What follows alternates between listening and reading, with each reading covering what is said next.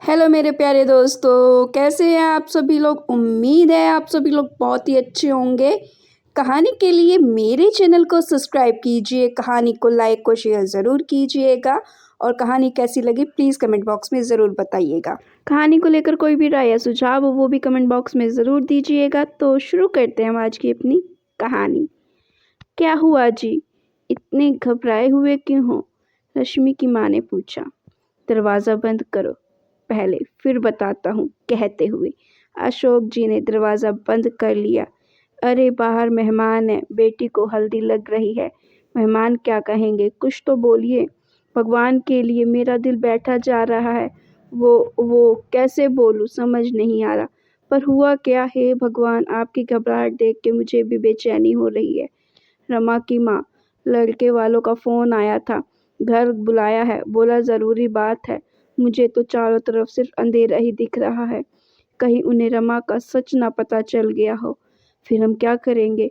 हे भगवान, तीसरी बार शादी कट गई तो फिर हमारी बेटी घर पे ही रह जाएगी। 32 साल की हो गई है रमा, समाज में किसी को मुंह दिखाने लायक नहीं रहेंगे और रमा तो पहले ही शादी के खिलाफ थी। हे प्रभु, अब बस बहुत हुआ। कब तक उस गलती की सज़ा हम लोगों को देंगे? अब तो ये अंधेरा हमारे जीवन से हटा दे। तुम चिंता ना करो रमा की माँ, मैं अपनी बेटी के जीवन से उस अंधेरे को हटा के ही रहूँगा, बदले में चाहे जो कीमत चुकानी पड़े। मैं जाता हूँ, तुम यहाँ सब संभाल लेना, बस किसी को भी ये बात पता न चले। जी ठीक है, पर बात बिगड़े ना बस, रमा की माँ ने कहा। हम अशोक जी जैसे ही लड़कों वालों के घर पहुँचे, उनके अंदाज बदले हुए थे। मानव के पिता ने कहा, अशोक जी बाहर आइए, बात करते हैं। जी जी ज़रूर आइए, कहिए क्या कहना था। जी हमें रमा का सच पता चल गया है और इसी की वजह से उसकी पहले भी 2 शादियां कट गई हैं। क्यों, सही कहा ना मैंने? सर झुकाए हुए अशोक जी ने स्वीकृति में सिर झुका लिया, हाथ जोड़ के खड़े हो गए। सिर्फ इतना बोल पाए, रमा निर्दोष है, और रो पड़े और बोले, अब हमारी इज्जत आपके हाथ में है सिंह साहब। रमा को हल्दी लग चुकी है, कल बारात आने का मेहमान और मानव का रमा इंतज़ार कर रही है। हम सही कहा आपने, पर हम भी मजबूर है, समाज ऐसी लड़कियों को कहाँ स्वीकार करता है। हमारी एक शर्त है, जो आप पूरी कर दे तो। जी कहिए ना, मैं हर शर्त मानने को तैयार हूँ। ठीक है फिर, आप अपना बंगला हमारे बेटे के नाम कर दीजिए और सड़क वाली ज़मीन भी। वैसे भी आपका बेटा तो कौन सा इस छोटे शहर में रहने वाला है, आगे चल के वो किसी और को बेच दे। इससे अच्छा है कि आप हमारे नाम ही कर दीजिए। पर अच्छा ठीक है, लेकिन बारात आने पर ही मैं ये पेपर साइन करूँगा। ठीक है, पर ये बात हमारे और आपके बीच में ही रहनी चाहिए। अशोक जी ने घर आने लगे तो पलट के सिर्फ इतना कहा कि मानव को ये बात कभी ना पता चले पाए। अशोक जी आप निश्चित रहिए अब। इधर रमा की माँ अशोक जी का बेसब्री से इंतज़ार कर रही थी। पल के घर की चौखट पे टिक गई थी। अशोक जी को आते देख जैसे ही उनके पास जाने को सोचा तो उन्होंने आंखों से सब ठीक होने का इशारा किया। रमा की माँ के कदम वहीं रुक गए, पर अनहोनी की आशंका उनको हो चुकी थी।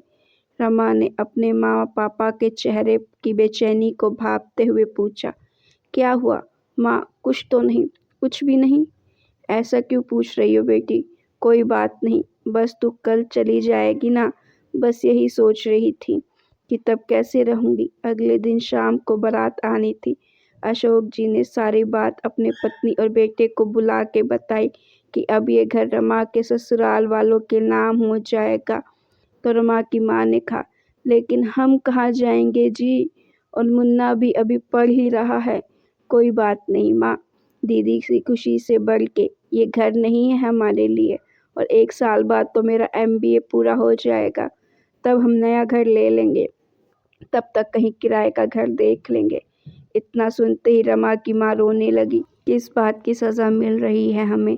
काश वो अंधेरा आता ही ना हमारे जीवन में। दरवाजे के बाहर रमा खड़ी सारी बातें सुन चुकी थी। अब सच्चाई उसके सामने थी। बारात दरवाजे पर थी, तभी मानव के पिता ने अशोक जी को बुलाया। अशोक जी जैसे ही उनके पास गए, उन्होंने तुरंत पूछा, काम हो गया तो आगे की बात करें। तभी पीछे से रमा की आवाज़ आई, हाँ हो गया अंकल जी, पुलिस खड़ी है आपके स्वागत में।